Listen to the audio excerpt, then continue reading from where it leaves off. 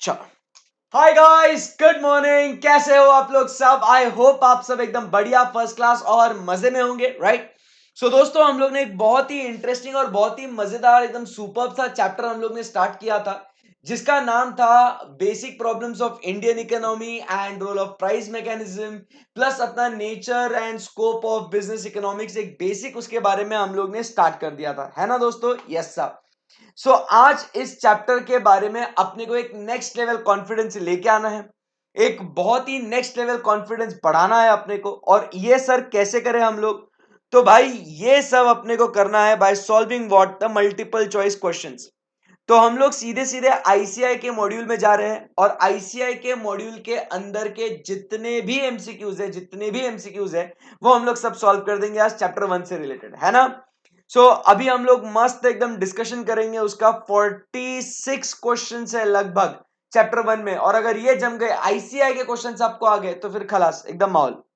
चलिए, so let's rock, है ना? फुल एकदम कॉन्सेंट्रेट करके जवाब देना, इकोनॉमिस्ट, और एकदम मेरे साथ ही रहना, इन्वॉल्व रहना मेरे साथ एकदम अच्छे से, full full concentration, full power के साथ। ओके, चलो, बिल्कुल भी मस्ती नहीं करने का, एकदम फुल पावर के साथ इन्वॉल्व रहने का।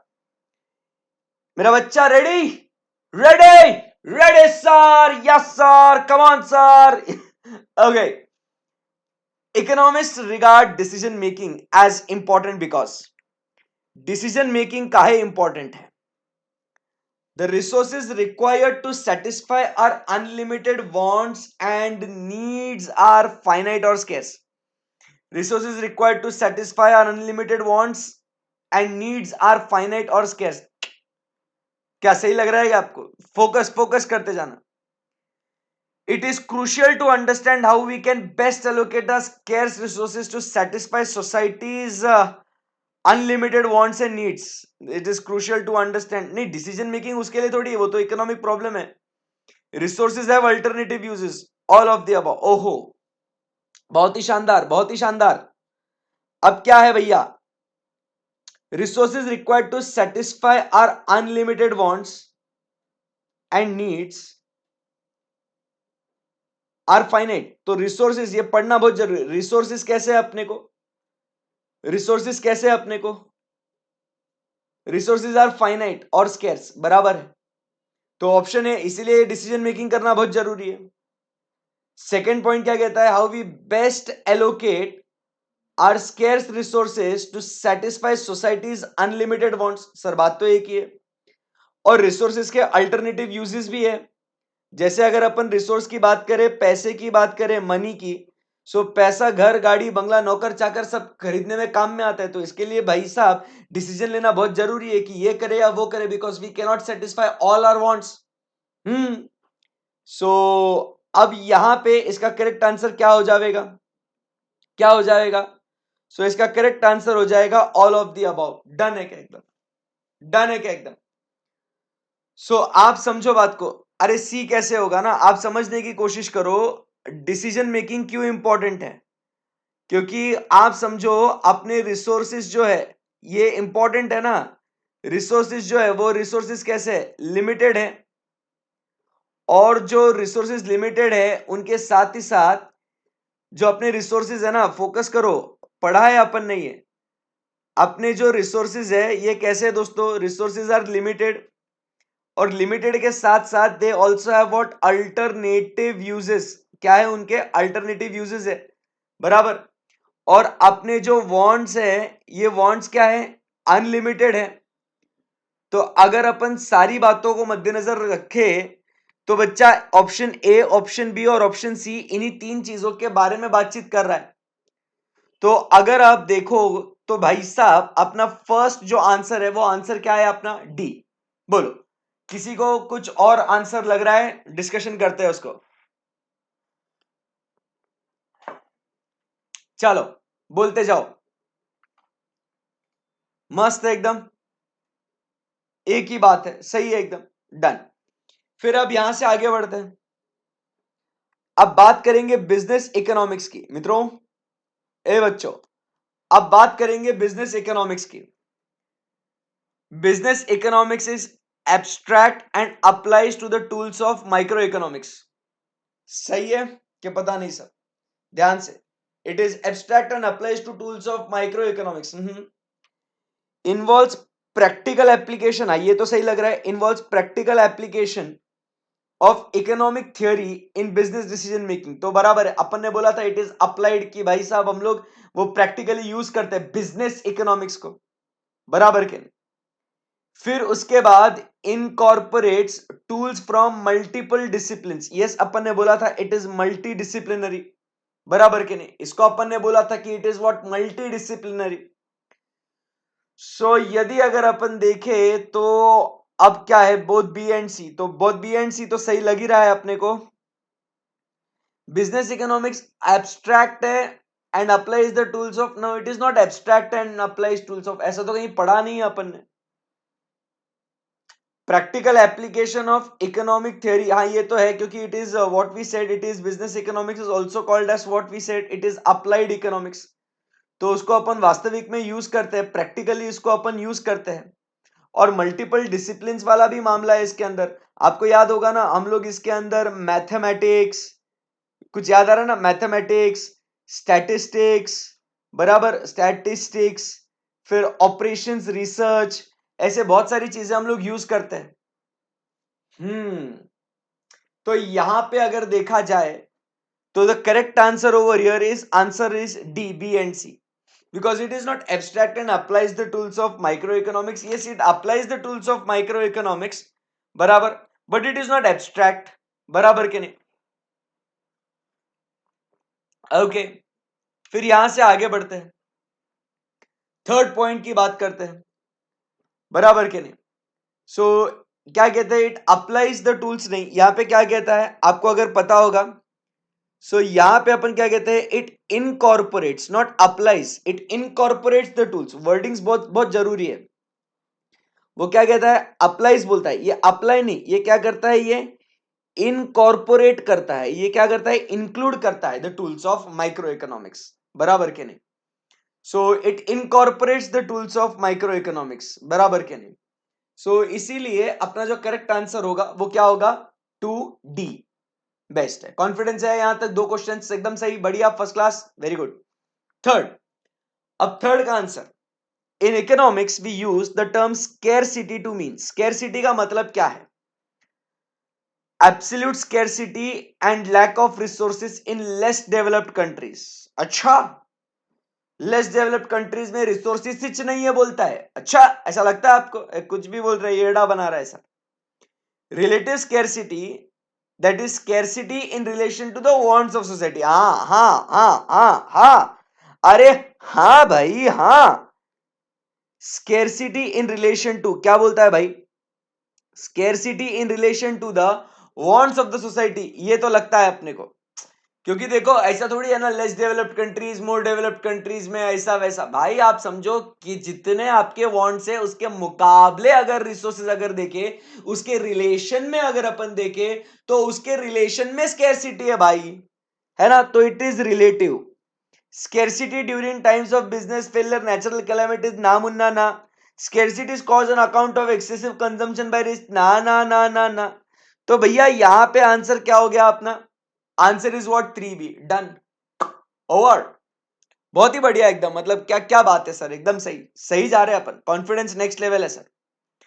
क्वेश्चन नंबर 4, क्वेश्चन नंबर 4 अभी, what implications does the resource scarcity have for the satisfaction of wants. अच्छा, व्हाट इंप्लीकेशन, इंप्लीकेशन का मतलब क्या है समझते हो आप, इंप्लीकेशन का मतलब impact, what is the impact.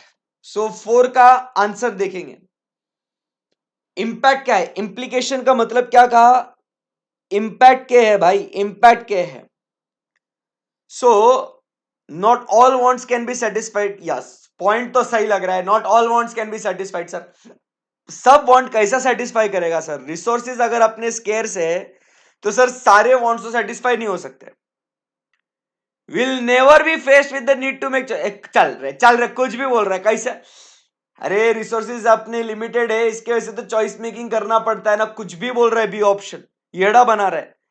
We must develop ways to decrease our individual wants, काय को डिक्रीज करेगा, मैं नहीं डिक्रीज करेगा, चल चल, the discovery of new natural resources is necessary to increase. अरे भाई इंपैक्ट की बात हो रही है, इंपैक्ट की बात हो रही है, तो बी सी डी डी सही नहीं लग रहा है, correct answer is what A. Okay चलिए आगे बढ़ते हैं। विच of the following is normative statement. दोस्तों नॉर्मेटिव स्टेटमेंट के हुए, नॉर्मेटिव स्टेटमेंट कौन सा होता है बच्चों? नॉर्मेटिव स्टेटमेंट, नॉर्मेटिव स्टेटमेंट कौन सा होता है? Normative statement planned economies. Normative statement मतलब क्या होता है कि जिसके अंदर हम लोग क्या देते हैं? वैल्यू जजमेंट पास करते हैं, जिसके अंदर हम लोग क्या कहते हैं? वैल्यू जजमेंट हम लोग देते हैं, बराबर के नहीं? जिसके अंदर हमने क्या बोला था? जिसके अंदर हमने क्या बोला था? वॉट ऑट टू बी, या तो क्या बोला था? वॉट शुड बी, ऐसा ही बोला था ना, वॉट ऑट टू बी और वॉट शुड बी, ऐसा बोला था। तो जहां कहीं आपको ऑट या शुड ऐसा मिला तो वो आंसर आपका। Planned economies allocate resources via government department. Sir ये पॉजिटिव स्टेटमेंट है। Most transitional economies have experience problems of falling output and rising prices over past decade. Sir ये भी आपका पॉजिटिव स्टेटमेंट है। There is a greater degree of consumer sovereignty in the market economies than planned economies. Sir ये भी आपका positive statement है। अब यहां पे आपको जहां भी शुड दिखा, should what ought to be बोल दिया, खलास ना यार, ऐसा आंसर को लेके आने का एकदम मस्त था। So reducing inequality should be a major priority for mix economies. ये शुड बोल दिया मतलब ऐसा होना चाहिए, मतलब वैसा आपका आंसर आ गया आपके सामने। कितना सुपर है सर, कितना सुपर, मजे ही आ गए सर, मजे ही आ गए। चलिए point number 6, question number 6। In every economic system scarcity imposes limitations on. Limitation किस पे होता है? Household, business firms, government and the nation as a whole. Household and business firms but not governments. Local and state governments but not the federal government. Household and government but not the business firms. अब मुझे एक बात बताइए, scarcity के वजह से जो problem है, dilemma is faced by every society, every individual, every nation, ऐसी कुछ बात करी थी क्या अपन ने? आपको याद आता है कि ऐसा अपन ने बोला था कि problem is faced by every, ऐसा ऐसा वर्डिंग ज्यादा है, every individual, every society and every nation. ऐसा याद आ रहा है आपको? कुछ ऐसा बोला था अपन ने, कॉन्सेप्ट डिस्कस कर रहे थे तभी, पता है आपको ऐसा कुछ हुआ था करके? Every individual, every society, every nation, बस क्या सर पढ़ा था? तो सबको प्रॉब्लम आएगा, ऐसा नहीं है कि ये गवर्नमेंट को नहीं आएगा, वो गवर्नमेंट को आएगा, बिजनेस को नहीं आएगा बट गवर्नमेंट को आएगा, ऐसा कुछ नहीं है। सबको प्रॉब्लम होगा, सबको प्रॉब्लम होगा और आंसर अपना होगा 6A। क्या बात है। चलिए फिर उसके बाद 7th पॉइंट की ओर प्रस्थान करते हैं। Macro economics, macro macro macro macro macro is called as applied aggregate experimental none of the above। ये तो भैया बहुत ही मतलब बहुत ही चिल्लर सवाल है यार, मतलब इसमें तो मुझे क्या मतलब क्या बताऊं मैं, बताओ 7th का आंसर, 7th का आंसर बता दो। Macro economics is what? Slicing, aggregate, applied, managerial, experimental, टन टन टन टन। तो सर जी इसका आंसर है एग्रीगेट। सर कोई संदेह नहीं, कोई डाउट नहीं है सर, खलास 7 का answer is B. Super super रे, मतलब माहौलिच माहौलिच। An example of positive economic analysis. अब पॉजिटिव पूछता है रे दादा, दादा पॉजिटिव पूछता है मतलब क्या बोल रहा है ये? Only what is, only what is what is what is, without value judgement, without value judgement. अरे पॉजिटिव स्टेटमेंट बोलने का क्या है, याद है क्या, क्या है? हाँ सर याद है सर। सो भाई साहब, an analysis of relationship between the price and food and quantity purchased, determining how much each person should be guaranteed, determining fair price for the product, deciding how we distribute the output of the economy. 8 का अजूबा क्या है भाई, 8 का अजूबा क्या है?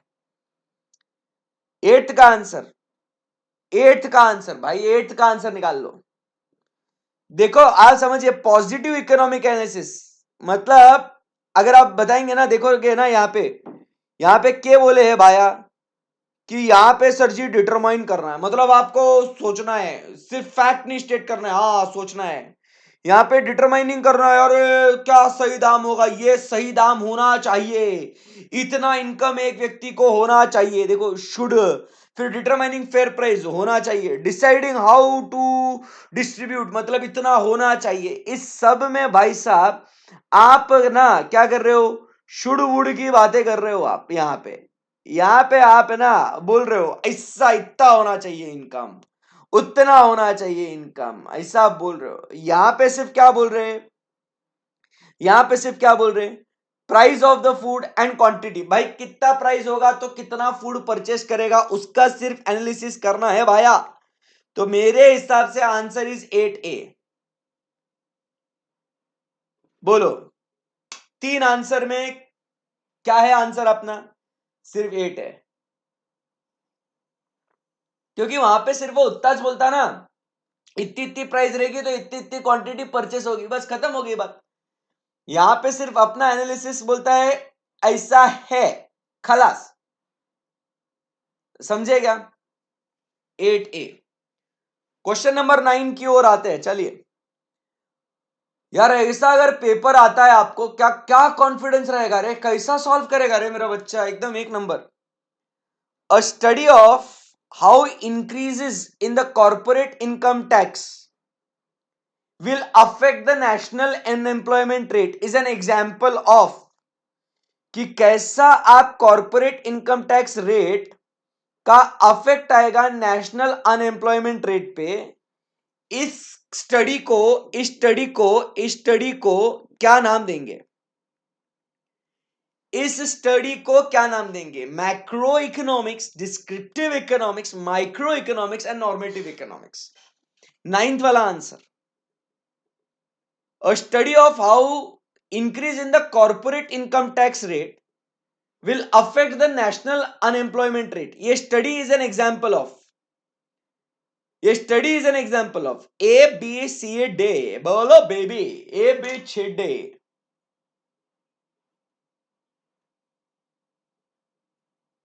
बोलो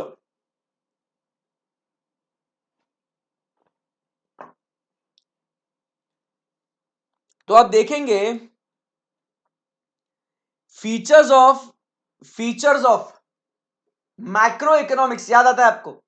सी big, savings and investment, employment and economic growth, external value of money, balance of payment and trade, national income and output, general price level.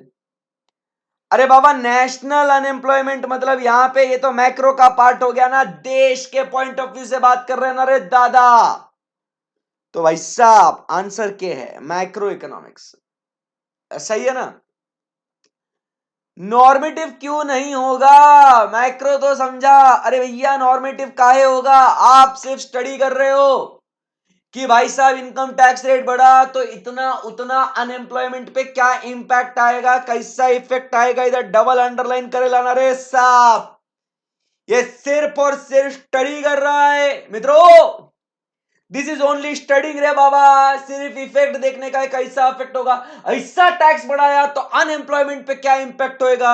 हम थोड़ी बोल रहे हैं कि ऐसा करो तो वैसा होगा, वैल्यू जजमेंट दिया क्या रे। सो नहीं, नॉर्मेटिव इकोनॉमिक्स नहीं होगा। हम सिर्फ क्या बात कर रहे हैं, इनकम टैक्स बढ़ाया तो अनएम्प्लॉयमेंट पे कितना इंपैक्ट आएगा, सिर्फ वो देखने का। हमने कभी ऐसा कहा कि अगर आपको एम्प्लॉयमेंट बढ़ाना है तो आप टैक्स बढ़ाइए। मेरे देशवासियों क्या टैक्स बढ़ाना चाहिए? हाँ, क्यों बढ़ाना चाहिए? अनएम्प्लॉयमेंट, ऐसा कहीं हो रहा है क्या रे, ऐसा कहीं हो रहा है क्या रे? नहीं हो रहा है ना फिर। चलो 10वें क्वेश्चन की ओर आते हैं, tenth tenth tenth. Which of the following does not suggest a macro approach for India? Not, ध्यान से सुनना, नॉट ये पढ़ना ध्यान से है, बराबर, ये पढ़ना ध्यान से है, पढ़ना ध्यान से। विच of the following does not suggest a macro approach for India? Macro में नहीं आता है, तो वापस यहां पे सी बिग वाला फीचर याद आना बहुत जरूरी है साहब जी। Determining GNP of India, finding the causes of failure of ABC limited, ABC limited, identifying the causes of inflation in India and analyze the cause of failure of industry. So कौन सा नहीं है रे, नहीं कौन सा है भाई? नहीं तो मैक्रो का अप्रोच कौन सा नहीं है? एक पर्टिकुलर फर्म का नहीं है। देखो, देश की जीएनपी मतलब देश का national income is feature of macro economics. Inflation in India feature of macro economics, और अक्खा इंडस्ट्री का बात हो रहा है, अक्खा इंडस्ट्री को मालूम है कि ये मैक्रो इकोनॉमिक्स है। बट अरे एबीसी एक इंडिविजुअल फर्म की बात हो रही है, एक इंडिविजुअल की बात हो रही है ना रे, सही है। सो 10 का आंसर इज व्हाट? 10 का आंसर इज बी। चलिए मुझे बताइए, पूरे 10 में से 10 किसके सही आए? हाथ ऊपर करें फटाफट, उन लोगों के लिए जोरदार तालियां बजेगी आज क्लास में। 10 आउट ऑफ 10 आईसीए के मॉड्यूल के क्वेश्चंस 10 ऑन 10 किसका किसका सही आया बताइए।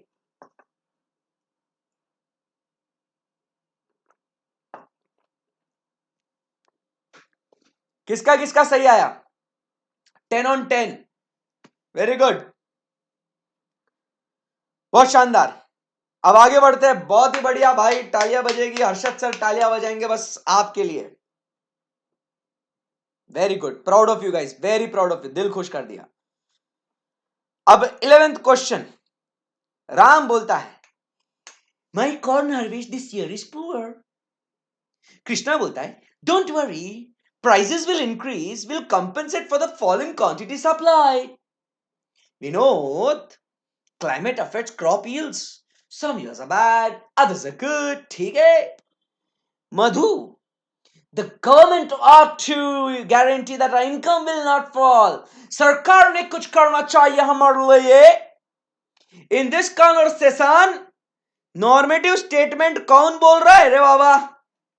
कौन बोल रहा है नॉर्मेटिव स्टेटमेंट? कौन बोलता है कुछ होना चाहिए? कौन बोलता है? मधु बोलता है, मधु बोलता है ऐसा गवर्नमेंट ने करना चाहिए।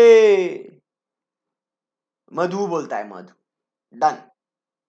सो ये बात हो गई, 11th क्वेश्चन भी solve. Consider in the following and decide if any economy is without scarcity. क्या बात है, क्या बात है। 12 है हाँ साहब जी, आईसीआई के मॉड्यूल में ऐसा गलत हो गया है, ठीक है ना। सो 12 की बात कर रहे हैं, 12 की। Consider the following and decide which if any economy is without scarcity. Pre independent Indian economy where most people were farmers. अरे हम लोग बोलते हैं ना, अरे हमारा देश जो है ना, ये अंग्रेजों के पहले, बराबर के नहीं, और अंग्रेजों के मतलब आजादी के पहले सर ऐसा अपना इंडियन इकोनॉमी था, कोई स्कैरसिटी नहीं सर, सब फार्मर। अरे सर माहौल गजब, स्कैरसिटी तब भी थी।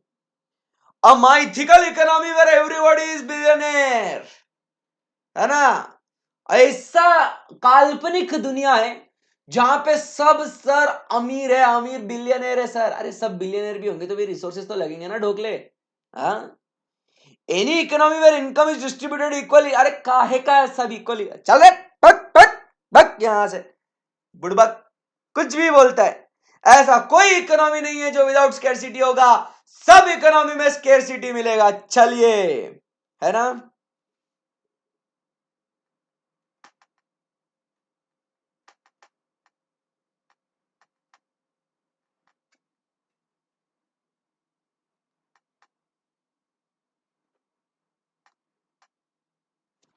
चलो,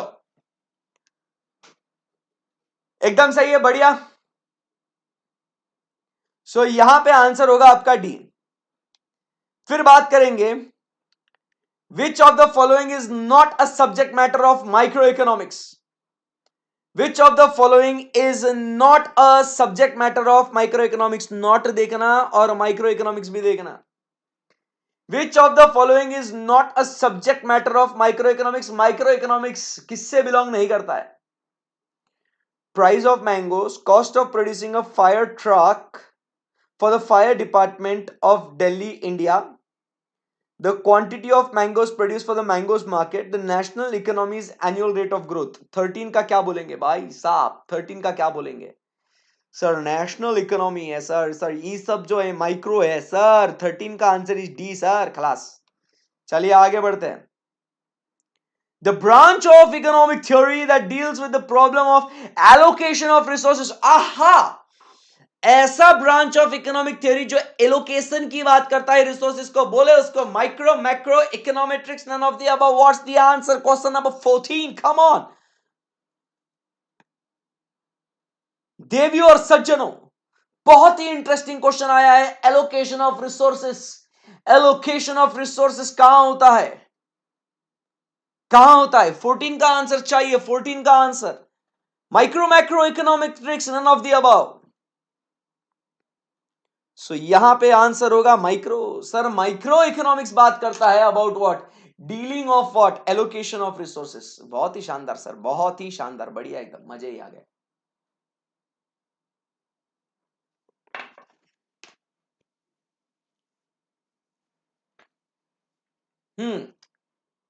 चलो let's go ahead. Which of the following not a subject matter, not a subject matter of business economics?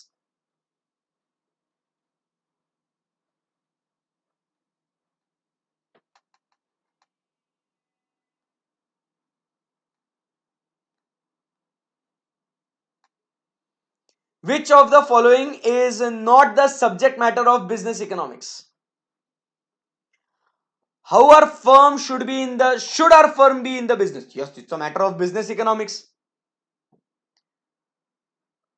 अरे अर्चित चौरसिया, माइक्रो क्यू? अरे माइक्रो क्यू मतलब माइक्रो तो उससे रिलेटेड डील करता है ना रे ढोकले। अब बताइए शुड आर फर्म, ये तो बिजनेस इकोनॉमिक्स का मैटर है सर। ये करे या ना करे। How much should be produced? अरे सर हाँ। How will the product be placed? अरे हाँ sir. How should be decrease unemployment in the economy? अपने बिजनेस से थोड़ी है ये आंसर 15D है सर।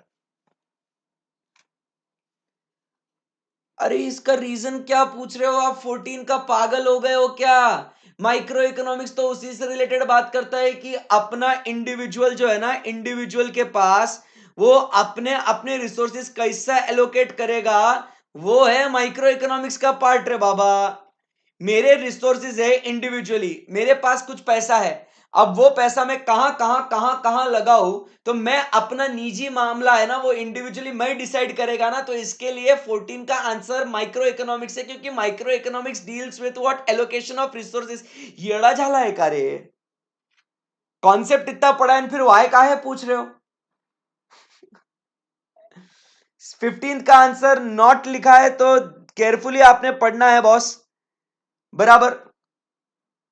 और जिनको अभी भी 14 का आंसर नहीं आ रहा है तो प्लीज मॉड्यूल में जाके एक बार कॉन्सेप्ट पढ़ लेना भाई, कुछ नहीं बोल सकता हूं मैं उसके आगे। 16th का विच of the following is a normative economic statement? Normative economic statement कौन सा है भाया? सो चलिए बताइए। शुड जहां आ रहा है, शुड जहां आ रहा है, मैं तो देख रहा ही नहीं, मैं तो सीधा बोल रहा है। मैं 16 का आंसर सी है। शुड जहां आया वहां आया, शुड आया खत्म। So the minimum wages should be raised to what? 200 per day. खलास, ज्यादा टेंशन ही नहीं लेने का रे। 17 which of the following would be considered a topic of macroeconomics? Macroeconomics के फीचर्स याद है ना आपको? The effect of increase in wages on the profitability of cotton industry, the effect of steel prices when more steel is imported, the effect of an increase in inflation rate on living standards of the people, the effect of increase in the price of coffee on a quantity of tea consumed. 17 का answer क्या है?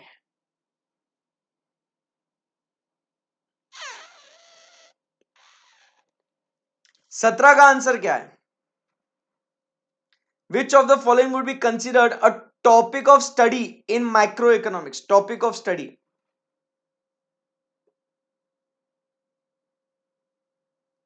मुझे बताइए cotton industry का profitability जानने में क्या अपन लोग इंटरेस्टेड है क्या? माइक्रो इकोनॉमिक्स में प्रॉफिटेबिलिटी का ही स्टडी करते हैं। स्टील प्राइसेस क्या होंगी उसका कुछ स्टडी करते हैं अपन? नहीं। Effect of increase in price of coffee on quality of the T, price of coffee, मतलब अपन है ना, ये माइक्रो इकोनॉमिक्स में नहीं आता है। बताओ कहीं हम लोग कोई प्रॉफिटेबिलिटी का स्टडी मैक्रो इकोनॉमिक्स में करते हैं? सी बिग के फीचर में कहीं पे भी आपको प्रॉफिटेबिलिटी की बात कुछ हुई आपकी? नहीं। प्राइजेस का डिटर्मिनेशन ऑफ प्राइजेस आपका हुआ क्या कहीं पे भी आपका? तो सर हम लोग को स्टडी करना है कि ओवरऑल अपना inflation rate, what is the standard of living of the people. Sir ये है अपना मैक्रो इकोनॉमिक्स का फीचर। तो भाई अपना आंसर 17C है। Okay 18 question 18th question, the difference between positive and normative economics is positive economics explains the performance of the economy while normative economics finds out the reasons for poor performance। ऐसा ऐसा कुछ भी positive economics performance, अरे नहीं भाई वो सिर्फ fact बताता है। पॉजिटिव इकोनॉमिक्स अपने को पता है कि सिर्फ फैक्ट बतावे है, and normative economics involves evaluating whether some of these are good or bad for the welfare of the people, कि ऐसा होना चाहिए वैसा होना चाहिए ये होना चाहिए वो नहीं होना चाहिए। तो भी बी को अभी तक कंक्लूड नहीं करेंगे, answer is B. Wait, normative describes the facts, चल खलास ये तो गया, नॉर्मेटिव फैक्ट ये भी गया। Positive economics prescribes well, normative economics describes. अब बताओ पॉजिटिव प्रिस्क्राइब करता है क्या रे? पॉजिटिव कभी प्रिस्क्राइब, पॉजिटिव इकोनॉमिक्स कभी बोला है आपको आज तक कि ऐसा करो वैसा करो करके? नहीं। सच्ची सच्ची बोलो तुम। पॉजिटिव सिर्फ बोलता है भाई ऐसा है, वो सिर्फ डिस्क्राइब करता है। पॉजिटिव कभी प्रिस्क्राइब नहीं करता है, झूठ बोलता है सर। ये झूठा आदमी है सर ये। Correct answer is what? B. Very good. Which of the following is not, ये नॉट वॉट पढ़ते जाना भाई, बहुत जरूरी है। Not within the scope of business economics. Capital budgeting मेरे हिसाब से है, कैपिटल बजटिंग है ना। रिस्क एनालिसिस ये भी है। कैपिटल बजटिंग मतलब मालूम है आपको क्या होता है? कैपिटल बजटिंग, आने वाले समय में मुझे जो भी प्लांट मशीनरी इक्विपमेंट्स जो भी खरीदना है उसके लिए मुझे कितना कैपिटल लगेगा उसको बोलेंगे कैपिटल बजटिंग। तो भाई बिजनेस इकोनॉमिक्स में कितना लगेगा कितना नहीं लगेगा इसका डिसीजन करना बहुत जरूरी है, तो बिजनेस इकोनॉमिक्स है भाई। रिस्क एनालिसिस, भाई ये धंधा करूं कि नहीं करूं, इसमें कितना रिस्क है इसमें कितना रिस्क नहीं है। रिस्क तो है, इश्क है तो रिस्क है, रिस्क है तो इश्क है, क्या है जो भी है फर्क नहीं पड़ता है, बिजनेस इकोनॉमिक्स में डिस्कस करना पड़ता है। बिजनेस साइकिल कभी तेजी कभी मंदी कभी आगे कभी पीछे, बिजनेस इकोनॉमिक्स में यह भी डिस्कस करना पड़ता है। बट भाई बिजनेस इकोनॉमिक्स में अकाउंटिंग स्टैंडर्ड ना ही डिस्कस करत है, ना ही डिस्कस करत है। बराबर कि नहीं? एकदम सही है। 19 का आंसर इज व्हाट? डी। 19 का आंसर इज व्हाट? डी। ठीक है। विच of the following statement is incorrect? कौन सा स्टेटमेंट है incorrect? 20th question, which of the following statement is incorrect? Business economics is normative in nature, correct बोल रहा है साहब। Correct correct correct correct correct है भाई, नॉर्मेटिव इन नेचर है ना रे। Business economics is close connection with statistics, ये भी सही है, स्टैटिस्टिक्स से जुड़ा हुआ है ये भाई। बस क्या बिजनेस इकोनॉमिक्स बोलता है need not worry about micro variables. अरे मैक्रो वेरिएबल्स को कंसीडर करना पड़ता है, बोलो इसको, कुछ भी बोलता है। Business economics is also called as managerial economics, सही है भिड़ू सही है। 20 का आंसर इज व्हाट? सी। आगे बढ़ते हैं। एक हाँ चलो 20/20 किसका है? 20/20 फिल्टर हो गया क्या? अभी ईमानदारी से झूठ बोलने का नहीं, मेरे से सच बोलने का, झूठ बोलने का नहीं। 20/20 किसके सही आए? कौन है वो टैलेंटेड प्लेयर? 20/20 सरजे सब एकदम सुपर सेट है।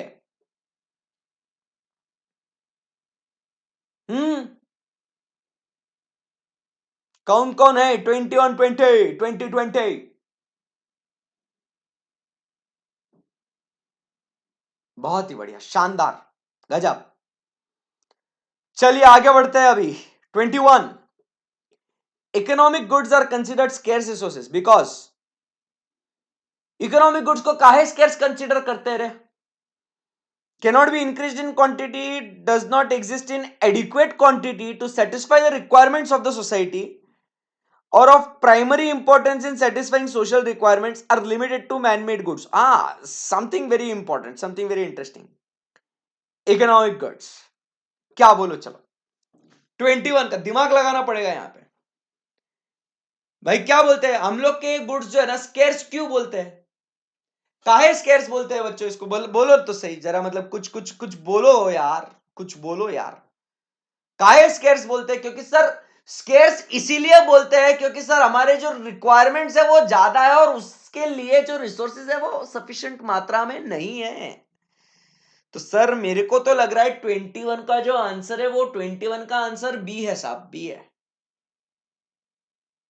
एक नंबर, बेस्ट। चलिए फिर आगे बढ़ते हैं, आगे बढ़ते हैं। 22 in free market economy the allocation of resources is determined by free market economy. Sir ई का है फ्री मार्केट इकोनॉमी? पता है आपको? ऐसा क्लिक होना चाहिए। It is the capitalist economy and the allocation of resources is determined by voting done by consumer na central planning na consumer preference na level of profits of the firm na sir क्या पता नहीं चल रहा ना तुम क्या कर रहे सर? बोलो चलो। अरे कैसा मार्केट रिसोर्सेज एलोकेशन? जहां पे पैसा दिखेगा वहां जाएगा कि कंज्यूमर वोटिंग करेगा कंज्यूमर के प्रेफरेंस के हिसाब से? भाई इसका आंसर क्या बोलता है? कंज्यूमर प्रेफरेंस के हिसाब से पैसा प्रॉफिट जहां दिखता है वहां पे। सर एक बात तो तय है कि सर जी ये आंसर तो ना है। सेंट्रल प्लानिंग 50-50 करत है। Voting done by consumer, voting beating भी कुछ नहीं होवत है। अब सर जी allocation of resources is determined by consumer preference और the level of profits of firm. बताओ 50-50 कर दिया आपको। सो आपने लाइफलाइन इस्तेमाल करी है 50-50, तो आपका ऑप्शन ए और ऑप्शन बी गायब हो जाता है। और यह सवाल पूरे 2 रुपए के लिए आपके सामने। आपने 50-50 का लाइफलाइन इस्तेमाल किया है और उसमें अब आपको बताना है कंज्यूमर प्रेफरेंस है या level of profits of the firm है। बताइए क्या है आपका आंसर? आप सी के साथ जाना चाहेंगे या डी के साथ जाना चाहेंगे? हैं बोलिए, आज आपको बोलना होगा। कुछ बच्चा बोलता है डी, कुछ बच्चा बोलता है सी। सर क्या करें? लॉक करते हैं। क्या लॉक करें भाई, क्या लॉक करें? ऑप्शन डी के ऑप्शन सी? अरे समझो नहीं भाई, एलोकेशन ऑफ रिसोर्सेज हो रहा है, एलोकेशन ऑफ रिसोर्सेज हो रहा है, एलोकेशन ऑफ रिसोर्सेज। अरे जिसकी डिमांड होगी सब भूलते हो। What to produce? अब बोलो व्हाट टू प्रोड्यूस, बोलो बोलो व्हाट टू प्रोड्यूस। बोला था ना, तभी आपने बोला था ना कि सर जी जिसकी डिमांड होगी ना सर उस वो प्रोड्यूस करेगा। मैं बोला था ना व्हाट टू प्रोड्यूस। हाँ हम्म गए ना आपके पूरे 2 रुपए डी वालों। हाँ अब नहीं मिलेगा 2 रुपया, वेस्ट। तो भाई साहब correct answer is what to produce sir, जिसकी डिमांड होगी, जो कंज्यूमर प्रेफर करेगा सर, वो डिमांड करेंगे ना भाई, है ना? बोलो बोलो। चलिए आखिरी क्वेश्चन आज के लिए, फिर कल मिलेंगे और अगले और 23 क्वेश्चन। आज 50% क्वेश्चन सॉल्व हो गया, कल 50% सॉल्व करेंगे। चलिए, a capitalist economy uses dash as the principal means of allocation of resources. आप बताइए, principal means capitalist economy uses what? Demand, supply, efficiency, prices. बोलो बोलो। आपको पता है कैपिटलिस्ट इकोनॉमी में क्या होता है? पता है कि भूल गए? मैकेनिज्म। ऐसा कहीं सुना सुना है कि सुना सुना है? अब डिमांड चिपका दोगे ना, अब डिमांड चिपका दोगे ना? हाँ, अरे आप समझिए रिसोर्सेज को किस तरीके से एलोकेट करने में प्रिंसिपल मींस कौन सा है, बट यहाँ पे ये डिटरमाइन, वर्डिंग समझो रे। डिटरमाइनिंग, प्रिंसिपल मींस, फर्क है, अंतर है।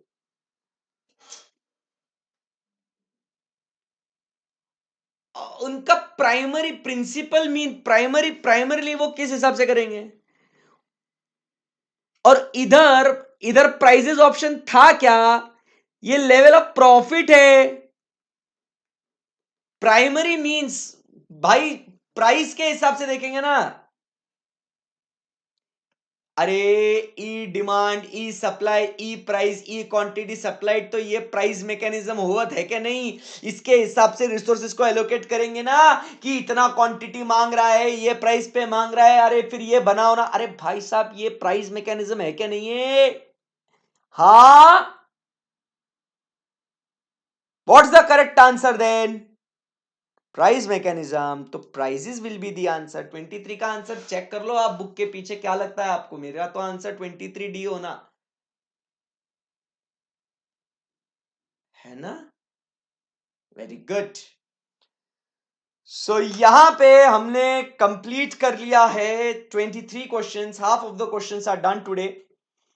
Will meet tomorrow and continue with what the other questions. तो अगले 23 क्वेश्चंस आप सॉल्व कीजिएगा, आपके एंड पे प्रैक्टिस कीजिएगा। कल मिलेंगे और इसी को और डिस्कशन को आगे बढ़ाएंगे। आई होप आपका कॉन्फिडेंस इस चैप्टर में बढ़ रहा है, बहुत मजा आ रहा है आपको, है ना?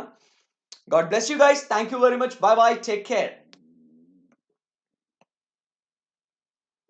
और हाँ भाई, अगर आपको ये पसंद आ गया है वीडियो, बराबर आपको बहुत मजा आ रहा है कि सर ऐसे है कि क्वेश्चंस भी हम लोग सर डिस्कस कर रहे हैं and everything is going super, फटाफट मजा आ रहा है एंड कॉन्फिडेंस भी आ रहा है, तो प्लीज इस वीडियो को जरूर लाइक करना, चैनल को सब्सक्राइब करना और फ्रेंड्स में इसको शेयर भी करना, है ना? Thank you very much, bye bye.